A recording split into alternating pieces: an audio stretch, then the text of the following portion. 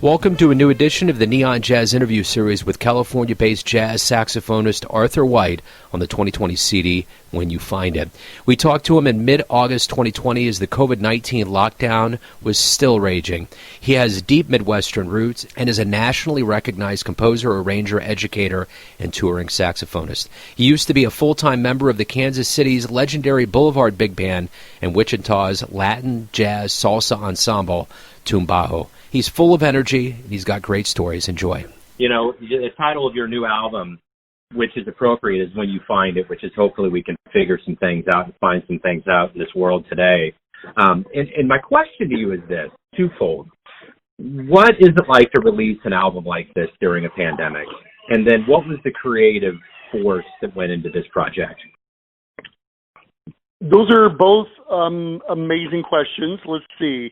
Let me start with the first one.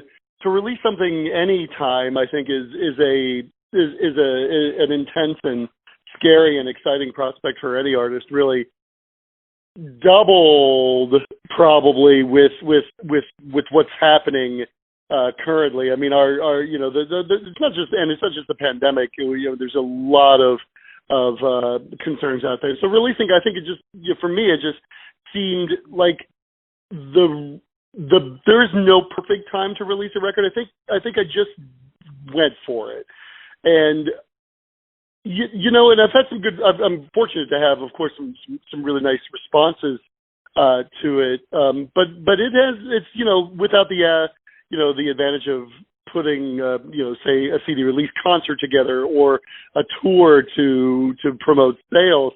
You really do have to rely on some alternative measures in order to put a few copies in more hands. And so I've been trying to hit the social media trail and promote my website and promote, through reviews. And that's been helpful for certain. I am looking forward to being able to play a concert or two to support it eventually. But by that point, I'll probably have another record out. I know, and I'm not trying to be pessimistic, but I'm also trying to be realistic about it. So during it's been an interesting thing. For me, I tied it to my a milestone birthday. I just turned 50 in early July, and I coincided the release of the CD with that. I've been in jazz education for years, and I've done a lot of recordings, commercially available recordings with bands and with great artists. And this is the first time I've ever done it on my own, so I wanted to get it out there, and it took a while to get it out there because I recorded it a couple of years ago, and then I've moved twice and started new jobs. My dad passed away in that time, so there were a lot of factors that kept delaying the release of the album. So, but I'm happy to have it out there now, and I'm really pleased about it. I'm glad about the buzz it's generating, and I had amazing players on it, and I'm excited. So there's that part, and the follow-up question was about the process, right? Yeah.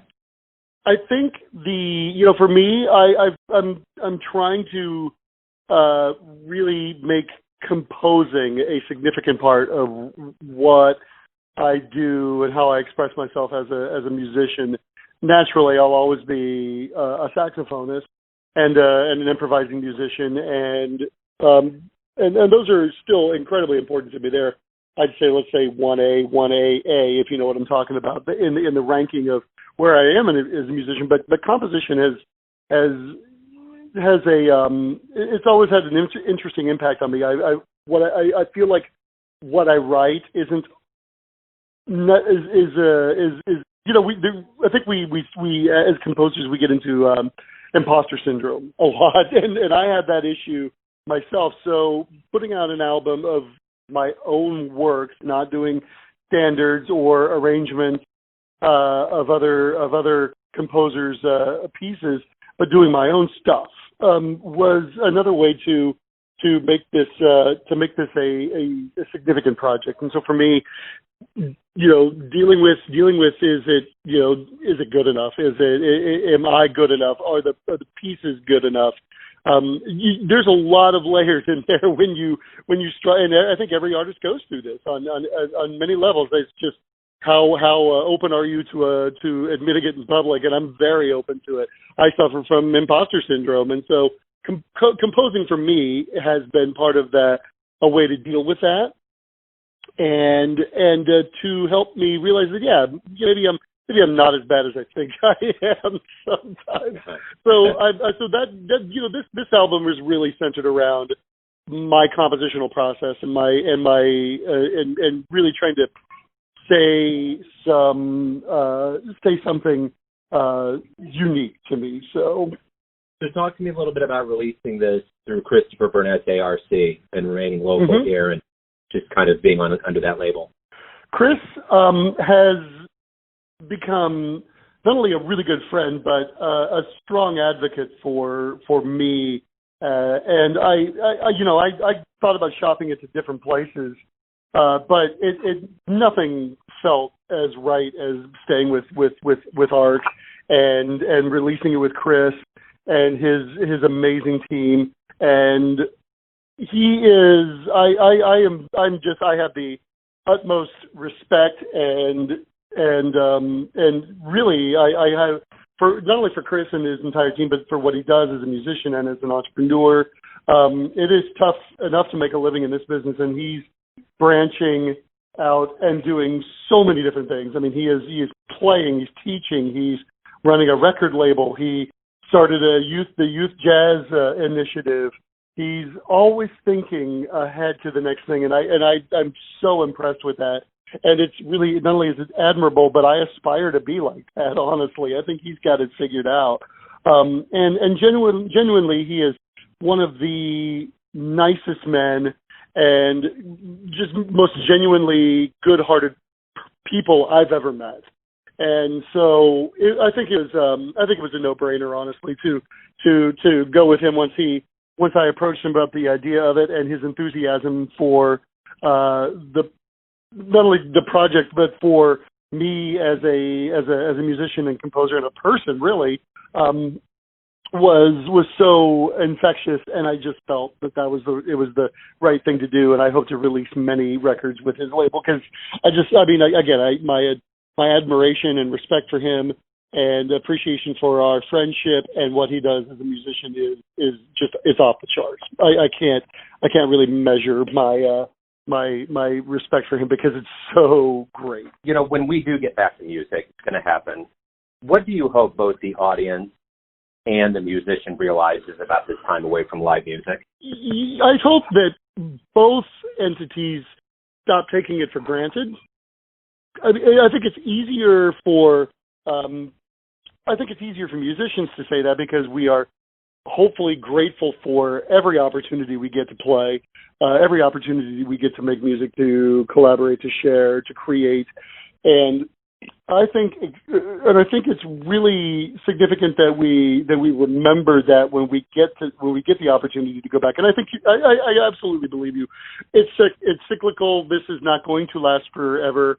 We will be vaccinated soon. We will have some sort of drug therapy or immunotherapy to be able to get us out back in public and to be able to build this economy again, this gig economy of ours.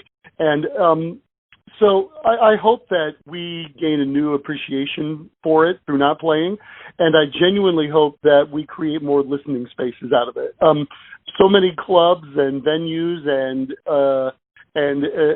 places that musicians have the opportunity to play at aren't great listening rooms. They just aren't. They are they're clubs first. They sell alcohol first or food, and the music becomes secondary. And I'd like to see the music and the musicians on both a managerial and an audience level become more appreciative of what they've been missing. I think, when the early part of this all kicked in March, things started shutting down and people started losing gigs.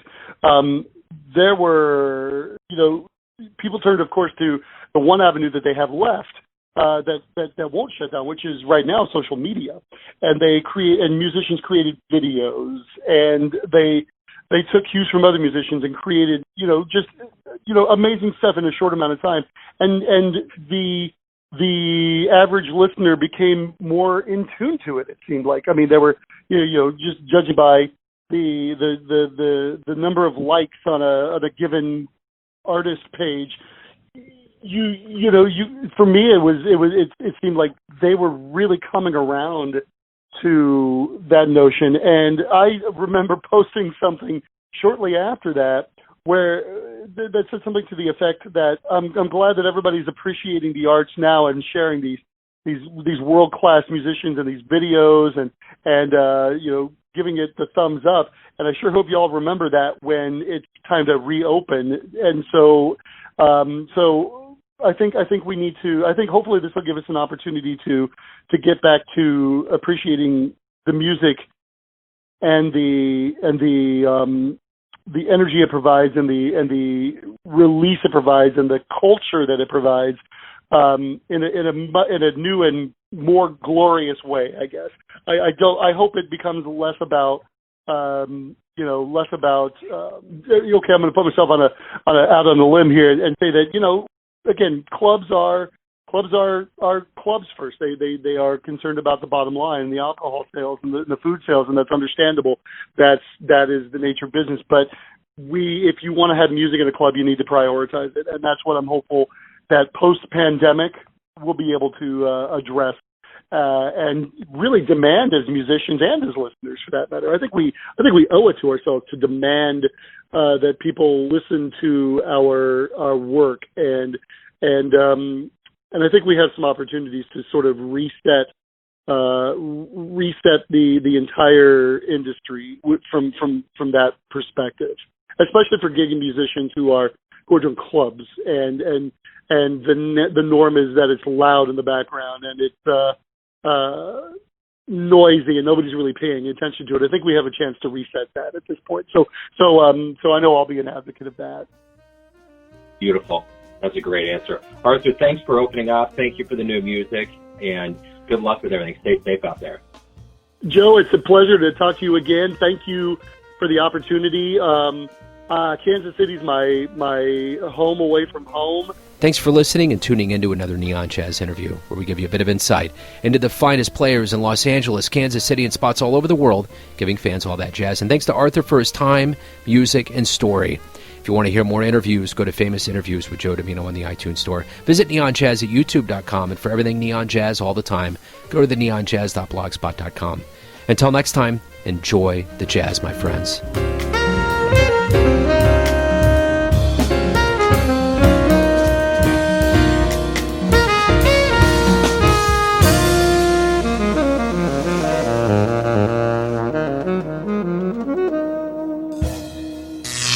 Neon Jazz.